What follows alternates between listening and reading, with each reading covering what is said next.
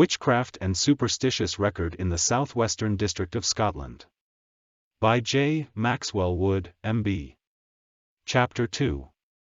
Which narrative, the best kye in the byre gone yell, some died, some couldn't have raised themselves, in short, ilk beast the farmer had, died, sickened, rotted, or gone mad, Maggie o' the Moss. The witchcraft, however, which had a special abiding place in rural districts, was most usually associated with the presence in their midst of someone to whom it was supposed the devil had bequeathed the doubtful possession of the evil eye.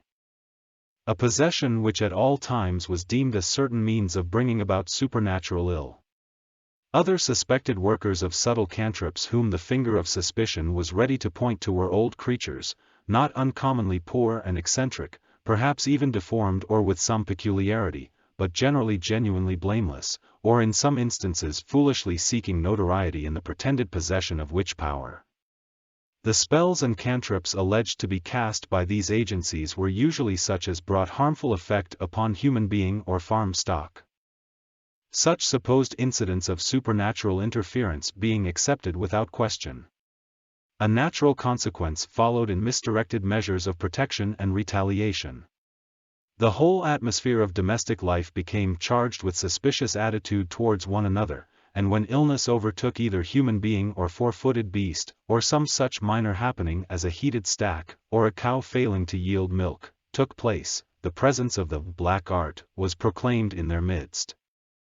And too often was accidental circumstance followed by unjust cruelty and persecution, sanctioned and practiced, as we shall see later, by the powers of the state and church. Many stories of such form of witchcraft have been handed down and still form a not inconsiderable part of the floating tradition pertaining to the southwestern district of Dumfries and Galloway. The following traditions, not hitherto recorded, are from Western Galloway, and may be regarded as consequent to the influence of the evil eye. There was an old woman who went about Kirkmaiden begging, or what old people call thigging, and one day in the course of her wandering she came to a place called the Clash, and asked for butter, which she seemed to particularly want. As luck would have it, the farm folks had only newly put the milk into the churn, and had no butter in the house until it was churned. In passing, it may be noticed that the churn was always put out of sight when this old woman appeared, in case she might witch it. As they had no butter they offered her both meal and a piece of meat, but butter she would have, so she went away, muttering that maybe she would fend without it, and more talk to the same purpose. The farmer met her on the way from the house and heard her mutterings.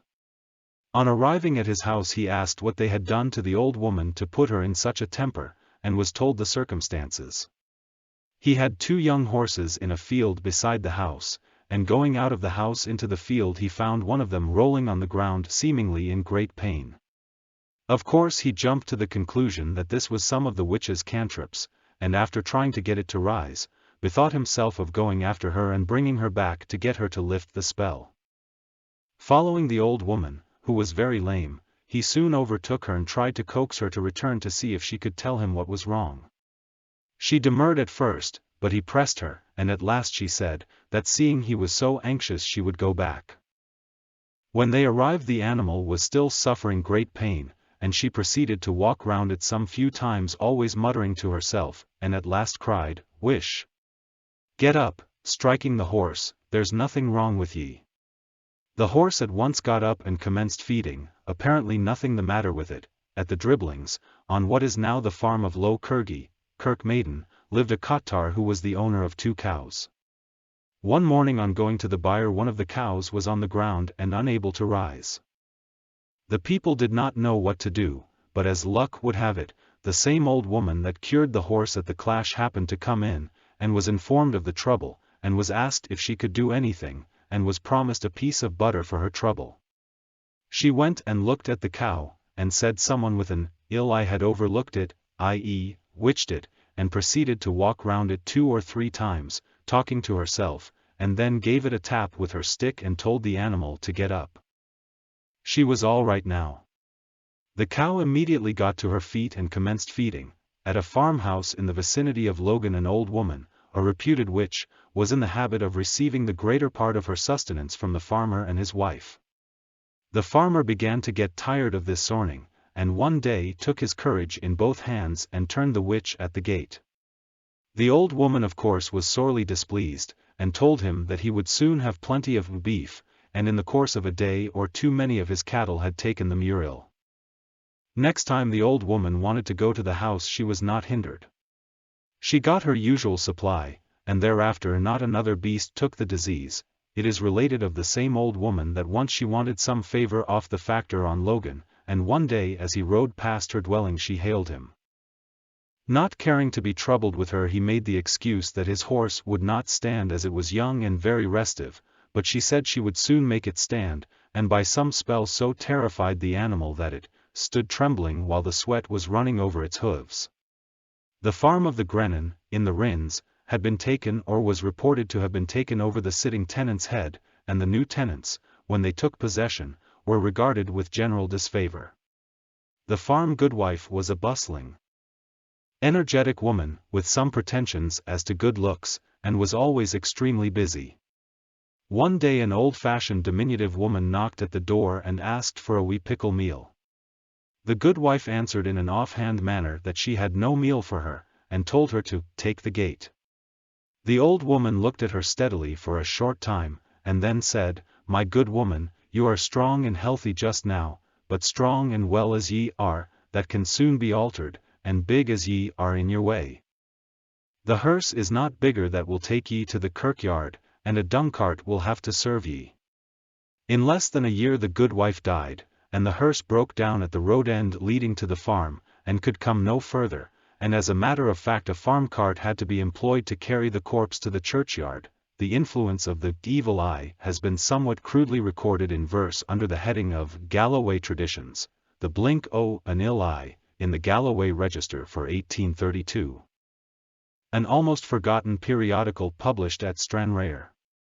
It is here set forth, as it minutely expresses and brings out, though in homely fashion, how belief in witchcraft and its powers was intimately bound up with the everyday conditions of the life of the times. He thrave for a while, and a prettier child wasn't seen in a mile. Long before Beltane, however, he was sairly backgain, and shilped to nothing but mere skin and bone. The mither grieved sair, thought her Sandy would die, folk all said he had got a blink o' an ill eye, and the health o' the baby would bravely in time turn, if he had the blessing o' old Lucky Limeburn. Now the mither mind well, that on a Friday morn, old Lucky went past, but never word did she say, and the child had soon after begun to decay. Ane and all then agreed that the child wouldn't have mend, or do one more good till old Lucky they'd send for. Lucky Limeburn is sent for, and soon there appears a haggard wee grandmum so bent down in years, ways even, wild demeanor, every appearance was sick, that you'd easily have guessed that she dealt with old Nick. Old Lucky had long kept the country in dread, never child was unwile, nor beast suddenly dead, never time had the horses stood up in the plough, nor when drying the malt had the kiln tane gone low, never roof o' a byre fallen down in the night. Nor storm at the fishing, the boatman affright, but 'twas I Lucky Limeburn that bare all the blame o' it, while Lucky took pride and rejoiced at the name o' it. Through dread that her glamour might harm o' their gear, aught in the house they I gave her a share, and ilk dame through the land was in terror o' Lucky, from the point of Kirkham to her came Carrickmicky. Before Sandy is mentioned the mither takes care, to sooth the old dame and to speak her right fair. Anon, then, she tells how her boy's long been ill, and all the folk say she's a hantle o' skill, begs she'll look at the child and see what's the matter, and when neist at the mill she winna forget her. Old Granny saw well through the mither's contrivance, so she looks on the child and wishes him thrivance, says he'll soon come about and be healthy and gay, if dipped at the the first Sunday o' May. The boy's health came round, as old Lucky had said. But before Sandy came round Lucky Limeburn was dead. The laws against witches were now very strict, and Lucky's accused that she dealt with old Nick, that lately a storm she had raised on the coast, in which many braw fishing boats had been lost, last winter that she and her conjuring band, had smored all the sheep on the fells o' Dunman, but chief, that in concert with Lucky Agnew, she had sunk, off the Mull, a fine ship with her crew. The ship had been bound for Hibernia's main, and smoothly was gliding over the watery plain, with the wind in her rear, when a furious blast, while off the Mull Head, sudden rose from the west, and lays to the breeze the gallant ship's side, and round whirls her in the eddy o' the tide. Meantime the old hags, on the hill, are in view, and boiling their cauldron, or winding their clue, new charms still they try, but they try them in vain, the seamen still strove, nor their purpose could gain. The waves are still threatening the ship to overwhelm, the crew, one by one, have relinquished the helm. Long the crew labored the vessel to stay, nor rudder nor sail would the vessel obey, when forth steps a tar, a regardless old sinner, and swore he'd her steer though the devil were in her, when instant the weird woman's spells take effect, she sinks among the rocks, and soon's floating a wreck. For these, and some deeds of a similar kind, were Lucky's Agnew and Limeburn arraigned. Their trial comes on full confession they make, in the old burg o' Wigton they're burnt at the stake. The metamorphosis to brute form on the part of the witch or warlock is one of the most persistent traditions concerning witchcraft. In the southwest country the favorite animal form selected was that of the hare, very probably on account of its fleetness of foot. Of this the following are examples. A young man from Kirkmaiden found work at a distance, and as means of travel were not so convenient as now, it was a number of years before he found opportunity to visit his native parish. At the end of some years he returned, however, about New Year time, and taking down a gun that was in his mother's house, remarked that he would go out to the inns Hanks Moor and see if he could get a hare for the dinner on New Year's Day. His mother told him to be careful he was not caught poaching. He had not been long in the moor when a hare got up, at which he shot repeatedly, but apparently without effect. At last he came to the conclusion that the hare was one of the numerous Kirkmaiden witches, and thought he would try the effect of silver. The hare had observed him, and at once inquired if he would shoot his own mother. Much startled, he desisted and went home, took to his bed, and did not rise for 5 years, though he could take his food well enough, and apparently was in good enough health. He had no power to rise until his mother died. When his strength being most wonderfully restored, he left his bed, dressed himself and attended the funeral. Another reputed witch lived near the church of Kirkmaiden, and it is told by a woman of the neighborhood how her grandmother lived beside her, and having occasion to go to the well in the gloaming one evening something gave a sound, not unlike the noise one makes when clapping mud with a spade, and immediately a hare hopped past her on the road, and went over the dike into the garden. When she went round the end of the house her neighbor was climbing over the dike, and the old woman firmly believed it was the witch she saw the moment before in the form of a hare, which had returned to human shape just before she saw her again. In connection with the phenomenon of transformation to brute form an interesting point must be accentuated, and that is that an animal bewitched or about to be sacrificed by witchcraft was believed by some subtle power to gain and absorb to itself some considerable part of the spirit or entity of the witch or warlock working the spell, which not uncommonly led to detection of the spell worker. An example of this may also be quoted: a farmer of Galloway, coming to a new farm with a fine and healthy stock, saw them die away one by one at stall and at stake. His last one was lying sprawling almost in death, when a fellow farmer got him to consider his stock as bewitched and attempt its relief accordingly. He placed a pile of dried wood round his cow, setting it on fire. The flame began to catch hold of the victim, and its outer parts to consume, when a man, reputed to be a warlock, came flying over the fields, yelling horribly and loudly, conjuring the farmer to slake the fire. "Kep skaith, what bringst?" exclaimed the farmer, heaping on more fuel. He tore his clothes in distraction, for his body was beginning to fry with the burning of his spirit.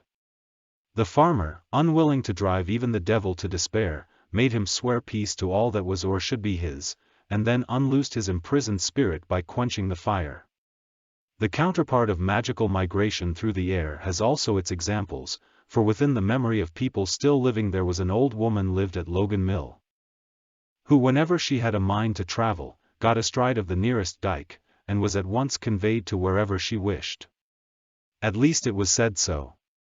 Another reputed witch who dwelt in the neighborhood of Port Logan was much troubled with shortness of breath, and was easily tired. When she found herself in this condition of exhaustion away from her home, she was credited with entering the nearest field where horses and cattle were grazing, and mounting one, to ride post, straight for home. The following elegy, which has been preserved in the collection of poems known as the Nithsdale Minstrel, fully illustrates the dread in which the Kirkmaiden witches were held, and more particularly the relief experienced when death removed the baneful influence of Meg Elson, a witch of much repute. Meg Elson's elegy. Kirkmaiden dames may crousely craw, and cock their nose full canty, for Maggie Elson's now away, that lately bragged sae vaunty, that she could kill each cow and calf, and make their milk full scanty. Since death's given Maggie's neck a thraw, they'll all have butter plenty, in lumps each day. Ye fishermen, all round the shore, huzzah with might and mettle, never more ye'll furnish from your store, a cod for Maggie's kettle, never more ye'll fear the clouds that lower, nor storms that round you rattle, lest, conjured up by cantrip power, they coo you with a brattle, in the sea some day. Ye ewes that bleat the nose out over, ye kye that roam the valley, never dread of Maggie's magic glower, need henceforth more assail ye, never horse, nor mare, by Circean power, shall now turn up its belly, for death has locked Meg's prison door, and given the keys to Kelly, to keep this day. Passing to the Machars of Galloway, a curious witch story comes from Whithorn corresponding to and somewhat similar in trend to the first acts. In the dramatic happenings of Tam o' Shanter, and the story already told of Dalry Kirk, long ago there lived in Whithorn a tailor who was an elder of the church, and who used to whip the cat, that is, go to the country to ply his trade. Being once engaged at a farmhouse, the farmer told him to bring his wife with him and spend an afternoon at the farm. The invitation was accepted, and on returning at night, the attention of the Knight of the Needle and his better half was attracted to an old kiln, situated at the low end of the Rotten Row, from which rays of light were emanating. This surprised the worthy couple, all the more as the old kiln had for long been in a state of disuse. Their curiosity being thus awakened, they approached to look through the cracks of the door, when to their astonishment they beheld a sight somewhat similar to that seen by Tam o' Shanter at Alloway's old haunted kirk. Among the dramatis personae who should they recognize but the minister's wife, whom they both knew well. She, along with a bevy of withered hags, was engaged in cantrips, being distinguished by a peculiar kind of garter which she wore. Next Sabbath the tailor elder demanded a meeting of the kirk session, but the minister declared that the story was a monstrosity, as his wife had not been out of bed that night. Not being easily repressed, however, the tailor requested that the minister's wife should be brought then and there before the session. When she appeared it was found that she had on the identical garters she had worn on the night when she was seen by the triumphant tailor. This startling and overwhelming corroboration of the truth of the fama quite nonplussed the minister, and as the story has it, before the next Sunday he and his lady were over the borders and away. A Dalry story may now be quoted which is specially concerned with the actual evil workings of His Satanic Majesty himself, the Reverend Mr. Boyd, who was appointed minister of Dalry in 1690. After his return from Holland, whither he had fled during the persecution, and who died in 1741 in his 83rd year, had a daughter to whom the devil took a fancy. He once came to the manse in the form of a bumblebee, but was driven away by a chance pious exclamation. Another time he arrived in the form of a handsome young gentleman, fascinated the damsel, induced her to play cards with him on a Sunday, and bore her off on a black horse. Fortunately the minister saw the occurrence, and also a cloven hoof hanging at the stirrup, and shouted to his daughter to come back for Christ's sake, and the devil let her drop to the ground nothing the worse. In connection with the parish of Kells it may be noted that a member of the old baronial family of Shaws of Craigengbe and Craigend, Sir Chesney Shaw, is reputed to have been strangled by a witch in the guise of a black cat. The deed took place in the Tower of Craigend. A prominent landmark in this Dalry and Carstairs district is the Carlin's Cairn, which, from its name, might be taken to have some special link with the witchcraft of the district. It has however, a more patriotic origin, which is set forth in Barber's unique traditions, this cairn is perched on the summit of the Kells Rhynns, and may be discerned at 15 miles distance to the south. Some say it was thrown together to commemorate the burning of a witch, others, that it was erected on the spot where an old female Covenanter was murdered by Grierson of Lag, and this last tradition stands somewhat countenanced by the well-known facts that Grierson was laird of Garryhorn and other lands in the neighbourhood of this ancient cairn, and that his party pursued and slaughtered some staunch Presbyterians in the environs of Loch Doon. Yet the foundation of the cairn can boast of a much older date than the persecutions under Charles II. For it was collected by the venerable old woman who at once was the protectress and hostess of King Robert the Bruce, and from the circumstances of the cairn being collected under the auspices of a woman, that cairn immediately bore, and for 500 years hath continued to bear the name of Carlin's Cairn. Other place names associated with witchcraft are the Witch Rocks of Portpatrick, where tradition tells that on these characteristic-looking pinnacles, the witches in their midnight flight rested for a little while, ere winging their further flight to Ireland. In the neighbouring parish of Stonykirk there occurs Barnamon and Cairnman which, being interpreted, may read, the Gap, or Round Hill, of the Witches. The following well-recounted witch narrative was communicated to the Dumfries and Galloway Antiquarian Society to illustrate a point of superstitious custom.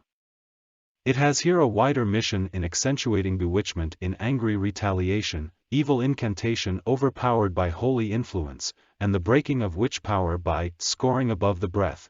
In the olden time, when Galloway was stocked with the black breed of cattle, there was a carle who had a score of cows, not one of which had a white hair on it. They were the pride of the owner, and the admiration of all who saw them.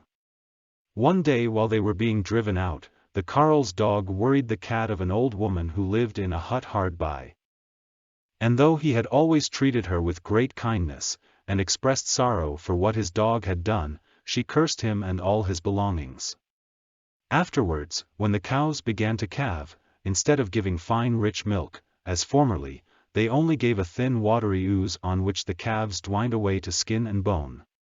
During this unfortunate state of affairs a pilgrim on his journey, probably to the shrine of Saint Ninian, sought lodgings for the night.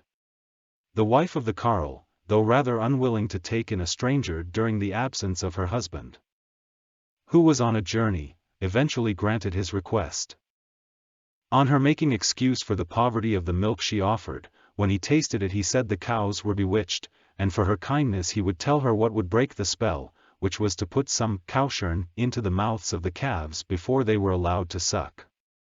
As the carle approached his house, when returning from his journey, he noticed a bright light in the hut of the old hag which had cursed him. Curiosity induced him to look in, when he saw a pot on the fire, into which she was stirring something and muttering incantations all the while till it boiled.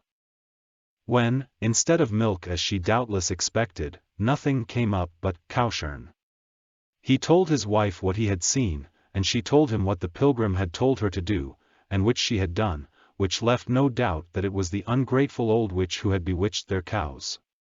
Next day, when she was expecting her usual dole, the carle's wife caught hold of her before she had time to cast any cantrip, and scored her above the breath until she drew blood, with a crooked nail from a worn horseshoe, which left her powerless to cast any further spells. The cows now gave as rich a yield of milk as formerly, and the custom then began, of putting cowshern into the mouths of newly born calves, was continued long after witchcraft had ceased to be a power in the land. Toil and trouble, fire burn, and cauldron bubble. Macbeth. The following 4 examples of witch narrative are gathered from the southern district of Kirkcudbrightshire. Many years ago there lived near Winnielligate, on a somewhat lonely part of the road which leads from Kirkcudbright to Dumfries, an old woman with the reputation of being a witch. She was feared to such an extent that her neighbours kept her meal chest full, and furnished her with food, clothes, and all she required. An old residentaire in Kelton Hill or Roan House, now passed away, remembered her well, and has left a very minute description of her appearance. He told how she was of small spare build, wizened of figure and face, squinted outward with one eye, the eyes themselves being small, but of peculiar whitish-green color, her nose hooked and drooping over very ugly teeth. She swathed her straggling grey locks in a black napkin or handkerchief,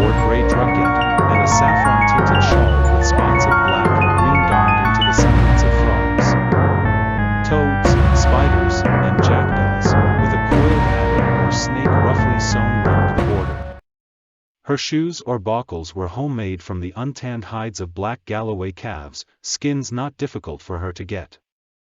The cottage in which she lived was as quaint as herself, both inside and out. A huge bed of orpine, stone crop, grew over one of its thatched sides, the thatch being half straw and half broom. At each end grew luxuriantly long wavering broom bushes, and a barberry shrub, densely covered with fruit in its season. A row of hair ropes draped the lintel of the small windows at the front of the cottage, from which was suspended the whitened skulls of hares, and ravens, rooks or corbas.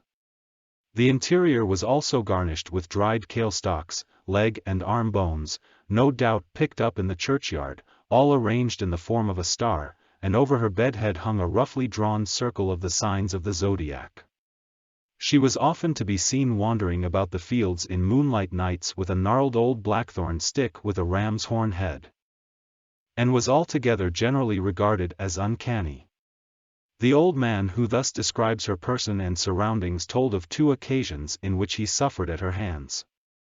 He was at one time engaged with a farmer in the parish of Kelton, and one day he and a son of the farmer set out for the town of Kirkcudbright with 2 heavily laden carts of hay, the farmer in a jocular way calling after them as they left, "Noo Johnny, your carts are all fair and square the noo, and let's see ye reach Kirkcudbright without scathe, for ye maun mind ye have to pass old Jean on the way. Don't ye stop about her door or say aught to her, to offend her. God knows how she may take it." Johnny was of a very skeptical nature about such characters as Jean, and replied, "Man, Maister M.C., did ye ken a wudna care the crack o' a coo's thumb gin all the witches outen the ill bit war on the road," and so they set out. When passing the cottage, sure enough, the old woman appeared at the door, and, as was her wont, had to ask several questions as to where came they from, and where were they gone, who owned the hay and the horses, and so on. The lad, who was a bit of a limb, recklessly asked her what the deal business it was of hers. And John said, "Aye, deed faith aye, boy. That's just true. Come away." And so they lumbered away down through the woods by the Brockloch burn, when suddenly a hare banged across the road, right under the foremost horse's nose, crossed and recrossed several times, till both the horses became so restless and unmanageable that they backed and backed against the old hedge on the roadside, and in a few minutes both carts went over the brow into the wood, dragging the horses with them. The harness fortunately snapped in pieces, saving them from being strangled. Johnny and the boy were compelled to walk into the town for help, where they told the story of Jean's malevolence. Johnny's second adventure took place some years afterwards. On passing with a cart of potatoes to be shipped from Kirkcudbright to Liverpool by the old Finn cowl, Johnny refused to give Jean 2 or 3 potatoes for seed, with the result that his horse backed his cart right into the then almost unprotected harbour, and they were with great difficulty rescued. The parish of Twinholme in days gone by had its witch. Old Meg, as the reputed witch was called by the neighbours, had for some years got her supply of butter from one of the farms quite close to the village of Twinholme. And the goodwife, to safeguard her very fine dairy of cows, always gave old Meg a small print, or pat, extra for luck. All went well until one day a merchant came to the farm seeking a large quantity of butter for the season, and offering such a good price that a bargain was at once struck. The farmer's wife was obliged to tell her small customers, Meg among the number, that she would not be able to give them any more butter, as she had a friend in the trade who would need all she could spare, and more if she had it. Meg was the only one to murmur at the information, and did so in no unmistakable terms. "Aye, woman," said she, "you're getting far ever proud and big to serve a poor body. Folk should not seek to haud their heads ever high over poor folk. There's I a dunfa to sic prideful ways." "Well, Margaret," said the farmer's wife, "you're no a right thinkin', well-minded buddy, or ye wouldn't have turned on me the way you're doing after all my kindness to ye. Say, I would just be as well pleased if ye'd pass my door and try somebody else to give ye more than I have any goodwill to give ye." Meg left in great anger, and before a week was ended 3 of the farmer's cows died, and 1 broke its leg. Away back in the days when the steam packet and railway were almost unknown along the South or Solway shore of Scotland, large numbers of sailing craft plied between ports and creeks along the Scottish, Irish, and English coasts, every little port at all safe for landing being the busy scene of arrival and departure, and the discharge of cargo with almost every tide. A small group of houses usually marked these little havens, generally made up of an inn, a few fishermen's cottages, huts, and sail lofts. On the Rear Wick, or Monkland shore as it was then called, 4 or 5 of these little hamlets stood, some on the actual shore, others a short way inland. The incident which follows was founded upon the visit of 3 young sailors, who had for a day or two been living pretty freely, in a clocken about 2 miles from where their craft, a handy topsail schooner, lay at Burnfoot. On the rough moor roadside which led down from the clocken to the coast there lived in a small shieling a middle-aged woman, recognized by most of her neighbors and by seafaring men coming to these parts as an unscrupulous and rather vindictive old woman, supposed to be a witch. The 3 sailors had to pass this cottage on their way down to join their ship, and before setting out decided to go right past her home rather than take a roundabout way to avoid her, which was at first suggested. As they came to her door she was standing watching and evidently waiting for them. "Ye are a fine lot you to gang away with a schooner," she called to them as they came up. "Ye had a fine time out up by at Rab's House, yet none o' ye thocht it worth your while to look in and see me in the bygone, but am naebody, and can a wheedle aboot ye like Jean o' the House, and while your twa 3 bobbies from ooten your pooches, and sen ye awa, as empty as ma meal poke." The youngest of the 3, being elated and reckless with drink, commenced to mock and taunt the old woman, his companions foolishly joining him also in jeering at her, until soon she was almost beside herself with rage. Shaking her fist at them as they passed on, she pursued them with threat and invective that brought a chill of terror to their young hearts, and made them glad to find themselves at last beyond the range of her bitter tongue. The tragic sequel, coincident or otherwise, now falls to be related. 2 nights later they set sail to cross to the Cumberland side of the Solway. The weather was threatening when they left, and a stiff breeze quickly developed into half a gale of wind. The schooner, which was very light, was observed to be making very bad weather of it, and to be drifting back towards the coast they had left. The gathering darkness of the night soon shut them out of sight, but early next morning the vessel lay a broken wreck on the rocky shore, and several weeks afterwards the bodies of her crew were washed ashore. In a somewhat sparsely populated district in the parish of Balmagee there lived, with a crippled husband, a wrinkled-visaged old woman who was reckoned by all who lived near her as an uncanny character. She dwelt in a small thatched cottage well away from the public road, and had attached to her cottage a small croft or patch, half of which was used as a garden, the remainder as a gang for pigs and poultry. Not far from where she lived abounded long strips of meadow land, liable to be in wet seasons submerged by the backwaters of the Dee. About a mile from the cottage was a farm where a number of cows were kept, the farmer usually disposing of the butter made up every week to small shopkeepers, and in the villages nearby. He was always very chary about passing the old woman's cottage with his basket of butter and eggs, feeling sure of a bad market should she chance to get a glimpse at the contents of the basket. Moreover, he would gladly have dispensed with the peace offering he was obliged to make in the form of a pound of butter or a dozen or so of eggs, which was considered a sure safeguard. To avoid her he had taken a new route, crossing a ford higher up the water and going over a hill to another village, where he would have little chance of coming in contact with her. One day, however, he found that his plan was discovered, and that to persist in it would be to court disaster. Crossing the moor he observed the old woman busily gathering burns and small whin roots. She was undoubtedly watching and waiting for him, and was the first to speak. Aye, man, ye maun reckon me gone blind not to see ye stavering out o' the gate among moss holes to get outen my way. Ye have what your cloots money a mornin', to keep away from my house, and for never ither good reason than to save 2 or 3 eggs or a morsel o' butter that ony well-minded neighbor would at ony time give an old donert cripple to feed and shelter. Losh, man, but ye have a poor, mean spirit.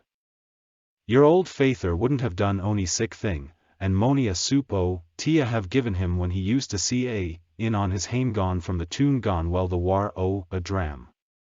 Annoyed at being challenged, the farmer was not quite in a mood to laugh the matter off, and accordingly he, with some degree of temper, told the old woman to go to a place where neither burns nor whin roots were needed for kindling purposes. About a mile further over the moor he met a neighbor's boy hurrying along, making for his farm to ask him to come over to help his master to pull a cow out of a hole in the peat moss. He at once went, asking the lad to carry one of his baskets to enable them to get along faster. They left the 2 baskets at the end of a haystack near the Muir farm, and crossed over to the moss where they could see the farmer and his wife doing their utmost to keep the cow's head above the mire. Additional strength of arm, however, soon brought the cow out of her dangerous position, and they retired for a little to the farmhouse for a dram. "Dod," said the owner of the baskets, "I hope never harm has come the butter and eggs. I left them hour by at the end o' the haystack yonner." "Oh, they'll be all right," said the farmer's wife, "but Johnny will gang over and bring them, so sit still till he fetches them." Johnny went as told, and came back with the tidings that the old Sioux had eaten nearly all the butter and broken most o' the eggs, had put her feet through the bottom o' the butter skep, and made a deal o' a hound o' everything. "Aye," quoth the farmer, "just what I might have expected after the look I got from that old devil in woman's shape done by." His neighbor was silent and seemed strangely put out, and when at last he found speech it was to say, "Man Sanny, she's doin' both o' us.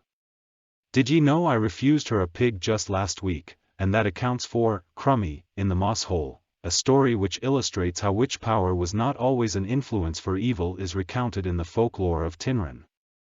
An old farmer who died some years ago in Tinran related his experience with a witch in Closebun when he was a boy. He was carting freestone from a neighboring quarry, when his horse came to a standstill at the witch's door.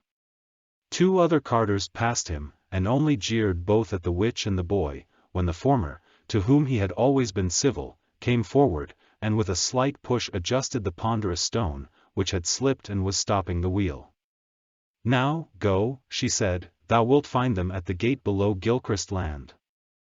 At that very spot he found the perplexed carters standing, both horses trembling and sweating, so that he easily went past them and got to his goal first. No reference to witchcraft in the southwest of Scotland would be complete without some reference to the witches of Croagh Mill, near Sanquhar. The following allusion is drawn from a recently published work on the folklore of Upper Nithsdale, and in it will be observed how the witch phenomenon of change into the form of a hare, and being shot at in that form, again repeats itself. The village of Croagh Mill, near Sanquhar, was a noted place for witches, and appears to have been a sort of headquarters for the sisterhood.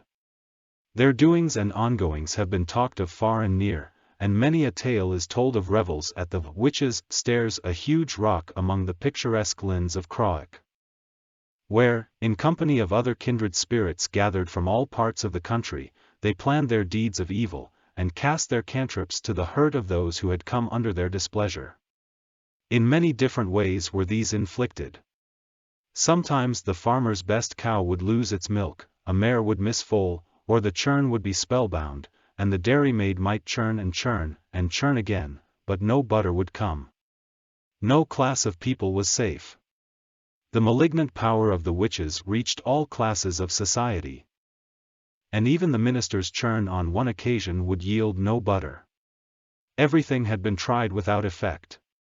The manse of Sanquhar at that time was situated close to the river on the site now occupied by the farmhouse of Blackaddy, and the good man told the servant girl to carry the churn to the other side of the nith, thinking that the crossing of a running stream would break the spell. But it was to no purpose, neither was the rowan tree branch that was fixed in the byre, nor the horseshoe nailed behind the door. The power of the witch was too strong for the minister, but his wife was more successful. She made up a nice roll of butter, part of a former churning, and, with a pitcher of milk, sent it as a present to the beldam at Croagh Mill, who was thought to have wrought the mischief. The gift was thankfully received, and the churn did well ever after. Robert Stitt, honest man, was the miller at Croagh Mill, and well respected by everybody. One day, however, he refused one of the Croic witches a peck of meal. She was enraged at the refusal, and told him he would rue that before mony days passed. About a week afterwards, on a dark night, Croic was rolling in full flood. The miller went to put down the sluice, missed his footing, fell into the water, and was carried off by the torrent and drowned. A young man going a journey started early in the morning, and, shortly after he set out, met one of the witches, when some words passed between them. She said to him, "You're gone briskly away, my lad, but ye'll come ridin' hame the night." The poor fellow got his leg broken that day, and was brought home in a cart as the witch predicted. An old woman named Nanny is said to have been the last of the uncanny crew that dwelt on the banks of the Croic. She appears to have been a person superior in intelligence and forethought to her neighbors. She knew that she was considered a witch, and she rather encouraged the idea. It kept her neighbors in awe, and also helped her to get a living. Many a present she got from the ignorant and superstitious to secure themselves from her spells. One of the most famous witches of tradition belonging to Corry, Dumfriesshire, was the witch-wife of the wily Hole, whose strange exploits and infernal doings were the subject of many a winter evening's conversation around the farmer's hearth. She was represented as having been terribly implacable in her resentments, and those who fell under her displeasure were certain to feel all the severity of her revenge. She pursued them incessantly with strange accidents and misfortunes, sometimes with nocturnal visits in the form of fierce wild cats and weasels, and not only disturbed their repose but kept them in constant terror of their lives. Inside the cottage the rowan bunch was suspended from the top of the corner cupboard or box bed. Salt was supposed to possess a strong power of evil resistance in various ways, not least in the operation of churning, a handful being added to the cream before even commencing. To this day old horseshoes are nailed over stable and byre doors for luck, a vague application of what in the older days was specific belief in their potency as a charm against witch mischief. Stones with holes through them naturally perforated by the action of the water, popularly called elf cups, were also considered to possess protective power and were commonly nailed over the stable door. It was further quite usual, when passing the hut of any old woman whom people eyed askance, to put the thumb upon the palm of the hand and close the fingers over it, a relic of the sign of the cross to avert the evil eye. A clear stone, called an adder bead, supposed to be made in some mysterious way by the cooperation of 13 adders, a robin's breast, and a fox's tongue, were other favored charms. The witches and warlocks themselves were supposed to wear a protective, jacket-like garment, which had, at a certain mystic time of a March moon, been woven from the skins of water snakes. These were popularly known as warlock feckets. Silver alone could pierce such garments and seems to have possessed properties entirely opposed to the invincibility of these disciples of Satan. Nothing could turn or stop a silver bullet which not only destroyed the illusion and restored the guise which had been assumed to the original witch form, but even inflicted bodily pain and wound. An old woman, still alive, tells how her father was going to Drumore on one occasion by the road past Terrowley, Kirk Maiden, and saw a man a short distance in front of him carrying a gun.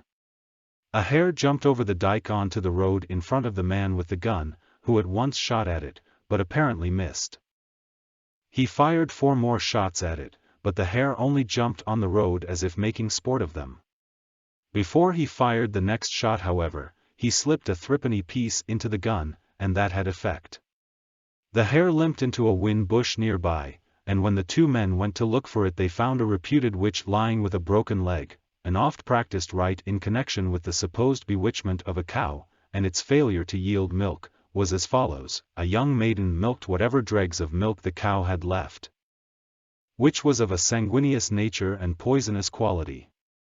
This was poured warm from the cow into a brass pan, and, every inlet to the house being closed, was placed over a gentle fire until it began to heat. Pins were dropped in and closely stirred with a wand of rowan. When boiling, rusty nails were thrown in and more fuel added. The witch or warlock who had wrought the mischief were in some subtle way affected, and suffered pain so long as the distillation of the charm was continued. And the further point is brought out that the potency of the charm could even drag the perpetrators of the evil to the scene of their witch work. There is a hitherto unrecorded story bearing on this point. Andrew Murray, farmer in Mount Sally, in the Rins of Galloway at one time, one morning found one of his cows very ill. In the middle of the uneasiness about the condition of the cow, a tailor, Whup the cat, arrived at the farmhouse to do some sewing, and among the others, went out to look at the cow. He at once said the cow was witched, and told them of a way to find out the person who had done so. They got the cow to her feet, and took whatever milk she had from her, and put it in a pot with a number of pins in it, and set it on the fire to boil, with a green turf on the top of the lid. When the pot began to boil dry, a near neighbor, who was a reputed witch, arrived, apparently in a state of great pain, and excitedly asked to see the cow. Immediately the cow saw her, it jumped to its feet, broke its binding, ran out of the byre, and did not stop till it was at the top of Tordu, a round hill in the neighborhood. The Dalry district, as already seen, is comparatively rich in uncanny reminiscence, one of which also accentuates this particular point. The cow of a Dalry crofter became nearly yell quite unexpectedly. A neighbor said she would soon find out the reason. She boiled a quantity of needles and pins in some milk drippings from the cow. When an old woman who was reputed to be a witch knocked at the window and begged her to give over boiling, as she was pricked all over, and if they did so the cow would soon be all right, which accordingly happened. 2 cantrip incantations, concerned with love-making, strung together in rhyme, have been handed down, in the Pingle or the Pan, or the Horpen o' Man. Boil the heart's blood o' the Tade, with the tallow o' the Gled, Hocket kale and hen dirt. Chowd cheese and chicken wort, yallow pudix champit small, spiders 10, and gellocks 2, sclaters 2, from foggy dikes, bumbies 20, from their bikes, asks from stinking lockins blue, will make a better stew. Bachelors maun have a charm, hearts they have full o' harm. The second, while of much the same character, has evidently more special reference to the weaker sex. Yerbs for the blinking queen, seeth now, when it is even. Bortree branches, yellow gowans, berry rasps and berry rowans, deals milk from thistles soft, clover blades from aft the craft, binwood leaves and blindman's baws, heather bells and withered haws, something sweet, something sour, time about with mild and door, honeysuckles, bloody fingers, napple roots and nettle stingers, bags o' bees and gall in bladders, gowk spittles, pizian adders, May-dew and fumart's tears. May-dew and fumart's tears, knoll shearings, newts nears, mix, 6 and 6, and the old maid's cantrip fix. In Alan Ramsay's pastoral play of The Gentle Shepherd a vivid word painting occurs of the popular estimation of the witch methods and witch beliefs of the times. The passage occurs where Baldy, love-stricken and despairing, goes to seek the aid of a mouse, an old woman supposed to be a witch. "'Tis so to thole, I'll try some witchcraft art, here mossy lives. A witch that for small price, can cast her cantrips, and give me advice. She can overcast the night and cloud the moon, and make the deals obedient to her crone. At midnight hours, over the kirkyard she raves, and houks unchristened weans out of their graves, boils up their livers in a warlock's pow, rins withershins about the hemlock low, and 7 times does her prayers backwards pray, till Plotcock comes with lumps of Lapland clay, mixed with the venom of black toads and snakes. Of this unsonsy pictures aft she makes, of any one she hates, and gars expire, with slow and racking pains afore a fire, stuck full of pins. The devilish pictures melt, the pain by Fouke they represent is felt." An old form of incantation extracted from a witch confession in 1662 refers to the form of witchcraft just alluded to in The Gentle Shepherd, the modeling in clay of the object of resentment and the piercing and maiming of such effigies to compass corresponding bodily harm. In this instance, wasting illness was intended to be induced by subjecting the diminutive clay figure to roasting over a fire. "In the devil's name, we pour in this water among this mold, for long dining and ill heal, we put it into the fire, that it may be brunt both stick and store, it sall brunt with our will, as any stickle upon a kill." As any stickle upon a kill, A further forceful illustration of this particular form of spellcasting may be quoted from the confession of a reputed witch, Janet Bredhade, who was brought before the sheriff principal of Elgin and Forres in 1662. It is here referred to as the family against whom the evil was directed was that of Hay of Park, an evident offshoot of a main stem of the Hays of Errol, Perthshire, a family represented in the southwest of Scotland by the Hays of Park, who inherited part of the lands of the Abbey of Glenluce immediately after the Reformation. The old family seat, now tenanted by farm servants, is generally described as the Old House of Park. The following is the quotation: "My husband brought home the clay in his plaid, nook. It was made in my house, and the devil himself with us. We broke the clay very small, like meal, and sifted it with a sieve, and poured in water amongst it, with words that the devil learned at us in the devil's name. I brought home the water, in a pig, out of the Rudwall. We were all upon our knees and our hair about our eyes, and our hands lifted up to the devil, and our eyes steadfast looking upon him, praying and saying words which he learned us, thrice over, for destroying of this Lord's children, and to make his house airless. It was very sore wrought, like ribout. It was about the bigness of a feege or pow. It was just made like the child, it wanted no mark of any male child, such as his face, eyes, nose, mouth, lips, etc., and the hands of it folded down by its sides.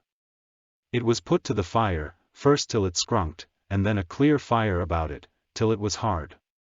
And then we took out of the fire, in the devil's name, and we laid a clout about it and did lay it on a nag, and sometimes under a chist. Each day we would water, and then roast and bake it, and turn it at the fire, each other day, well that child died, and then laid it up, and stirred it not until the next child was born, and then, within half a year after that child was born, we took it out again out of the cradle and clout, and would dip it now and then among water, and bake it and roast it at the fire, each other day once, as we did against the other that was dead, until that child died also. The following is an example of a devil's grace. We eat this meat in the devil's name, with sorrow, and sich, and meikle shame, we sall destroy house and hold, both shape and note until the field, little good shall come to the fore, of all the rest of the little store. The following extract from a rare and fascinating work, the Book of Galloway, 1745, possesses 2 points of much interest. It includes the prophetic utterings of a witch called Meg Macmuldrock at the canny moment when Sir William Douglas of Gelston, whose name is so intimately associated with the creation and development of the town of Castle Douglas, was born, and anon as she came to the burden of her prophecy, pointing her quivering fingers to the sky, and repeating the following words with much emphasis: I looked at the starnies and they were in the right airt. It was full tide, and being lown and in the dade how o nicked, in sandy black's fay, I heard the sough o the sea and the overswack o the waves as they broke their bellies on the sonds o Wigtown. There was a scum in the lift, the young man was in the old man's arms, that was bad and good bad for the father, good for the son, and as sure as the devil's in the king's croft o stocking, here's my benison and Molly son, make out what ye will. Grief and scathe, the faither to his death, thrift and thrive to the child alive. The second point contained is the practical application and mention of several witchcraft and old world expressions, some of which have just been referred to in dealing with the counteraction of witch force. Greater pity, said the minister abruptly, that the penalties against witchcraft are now done away with. She has already cast her glamour of the evil eye on this man. His very horse has been hag-ridden overnight, and in the morning, so forfochten with nocturnal sweats, and the adder stain winna bring remead. His cow was well fed, for ye know, the cow gives her milk by the mow, but the crone has milked the tether, and his 2 stirks are staneen slaverin at baith mouth and een, and it's neither side ill, quarter ill, tail ill, muir ill, or water ill, and it's no the rinnan down, the black spald, or the warbles, but a clear case of elf-shot, though a piece of rowan has been tied to their tails. John went first to Sheniton on the water o Bladnoch, bad land at the best, for it girns all summer and greets all winter. There he couldn't leave, so his fire was slockened, and here he's half dead, and all through the witches. In concluding this chapter, further notice may be taken of the quite common practice in those days, of the fears of the countryside being traded upon by cunning old women supposed to possess, or pretending to possess, witch power. In wholesome dread of the malign influence of the uncanny even, these old women were propitiated by lavish presents of produce and provender, and so skillfully did many of them play their parts that they lived comfortably and bien at the expense of their neighbors, who were only too glad to send new milk, cheese, meal, and even to cast their peats and help with the rents to make the even look kindly, and avert possible disaster, all of which is graphically alluded to and set forth in Alan Cunningham's Pawky Old Kimmer. There's a pawky old Kimmer wans low in the glen, none knows how old Kimmer mon fecht and mon fun, Kimmer gets mout, and Kimmer gets meal, and Cantai lives Kimmer, right cuthy and hale, Kimmer gets bread, and Kimmer gets cheese, and Kimmer's uncanny even keep her at ease. I read ye speak alone, lest Kimmer should hear ye, come sane ye, come cross ye, and God be near ye. Thus concludes Chapter 2 of Witchcraft and Superstitious record in the Southwestern District of Scotland. Please feel free to watch the next chapter, Witchcraft Trials and Persecution, and feel free to keep up with the many current or future installments in the Weird Audiobooks YouTube library by subscribing.